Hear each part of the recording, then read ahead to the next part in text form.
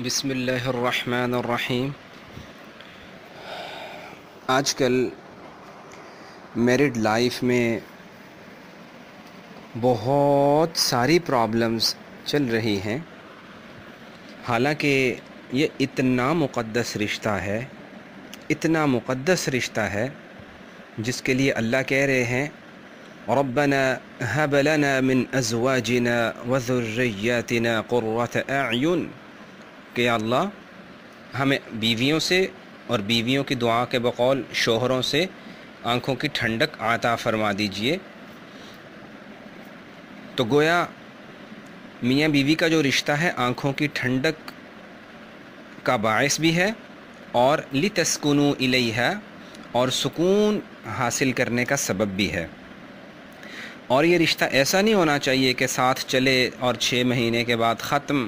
یہ سفر دنیا سے جنت تک کا سفر ہونا چاہیے، اور یہ اتنا مقدس رشتہ ہے کہ جس کی قرآن میں خود اللہ سفارش کر رہے ہیں وَعَاشِرُوهُنَّ بِالْمَعْرُوفِ، اپنے رب کی سفارش سن لیجئے کہ اپنی بیویوں کے ساتھ بہت اچھا برتاؤ کریں۔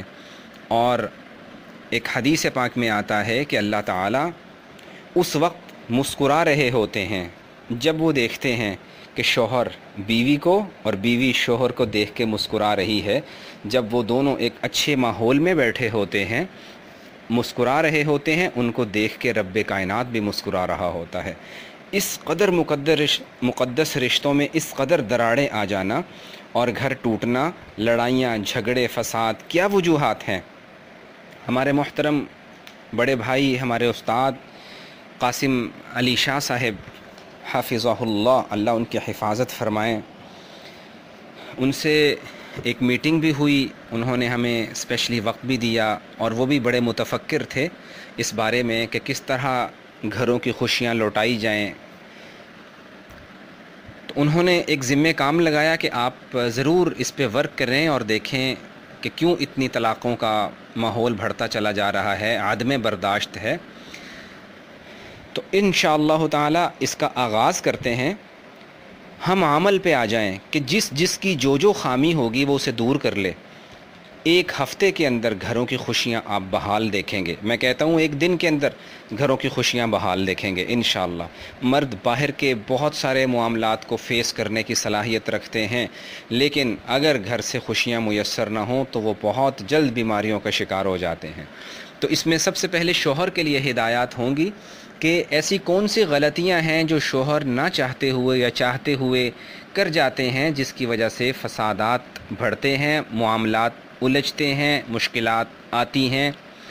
سب سے پہلی بات یاد رکھنی چاہیے کہ نبی کریم علیہ السلام نے بہترین مرد کا سرٹیفکیٹ کس کو دیا ہے؟ ارشاد ہوا کہ خیرکم خیرکم لأہلی، جو تم میں سے اپنے فیملی والوں کے لیے اچھا ہے وہ سب سے بہترین انسان ہے۔ اور اللہ کے نبی نے فرمایا میں اپنی فیملی کے لیے بہت اچھا ہوں۔ پھر اللہ کے نبی نے ارشاد فرمایا کہ دیکھو خاتون کو ٹیڑھی پسلی سے پیدا کیا گیا ہے۔ علماء نے اس کا مفہوم یہ لکھا کہ پسلیاں یاد رہے کہ دل کے بڑے قریب ہوتی ہیں، لہذا غلط باتیں عورت کی مان کے اس کو سر پہ نہ چڑھایا جائے، اور نہ ہی پاؤں کی جوتی سمجھا جائے، بلکہ اگر ٹیڑھی پسلی ہے تو دل کے قریب رکھا جائے اس کو۔ اور بعض اوقات مرد حضرات سمجھتے ہیں کہ کوئی بھی بات پیش آتی ہے ڈانٹ دو، چپ کروا دو، وہ سمجھتے ہیں کہ اس سے فسادات ختم ہو جاتے ہیں، حالانکہ وہ بھول رہے ہوتے ہیں کہ انہوں نے سرد جنگ کا آغاز کر دیا ہے۔ اور دوسری بات، کمزور پہ غصہ نہیں کیا کرتے، یہ مردوں کی علامت نہیں ہوتی، غلط بات ہے۔ ویسے بھی شوہر کو شادی کے بعد دل بڑا کر لینا چاہیے، کیونکہ اب انہیں گلے شکوے بڑی کثرت سے سننے کو ملیں گے، کبھی اماں جان کے، کبھی بہنوں کے، کبھی والد صاحب کے، کبھی بیوی کے۔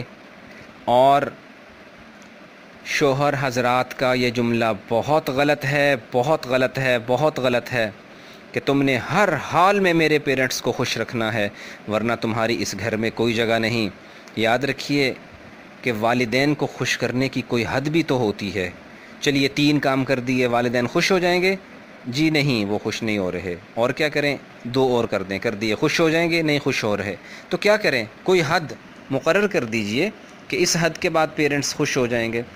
تو اگر والدین خوش نہیں ہوتے تو یہ بہت بڑے ظلم کی بات ہے، یہ جملہ بولنا ہی نہیں چاہیے کہ تم میرے پیرنٹس کو خوش رکھو گی تو اس گھر میں رہو گی۔ اس کا مطلب ہے کہ وہ دنیا میں صرف انہی کو خوش کرنے کے لیے آئی ہے، اس کی زندگی کا اور کوئی مقصد نہیں ہے۔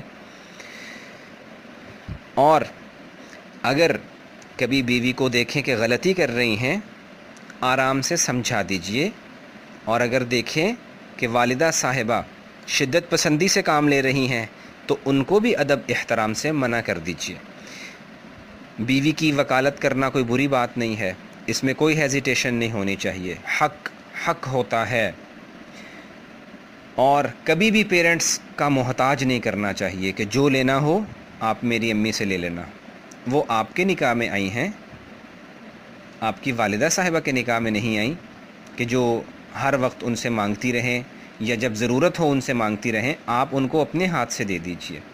اور بعض اوقات ساس صاحبہ بہت سمجھدار ہوتی ہیں، وہ برداشت نہیں کرتی لیکن اپنے حصے کی اننگز اتنے اچھے انداز میں پلے کرتی ہیں کہ بہو کو ناک آؤٹ کر کے رکھ دیتی ہیں، چونکہ انہوں نے زندگی گزاری ہوتی ہے، انہیں پتہ ہوتا ہے کہ میں نے اپنے بیٹے کو کیسے قابو کرنا ہے، کیسے اس کے اوپر ظلم کروانا ہے، تو وہ اپنے حصے کا کھیل کھیلتے وہ کامیاب ہو جاتی ہیں۔ لیکن یاد رکھنا چاہیے، ہو سکتا ہے کھیل جیت جائیں، آخرت برباد ہو جائے۔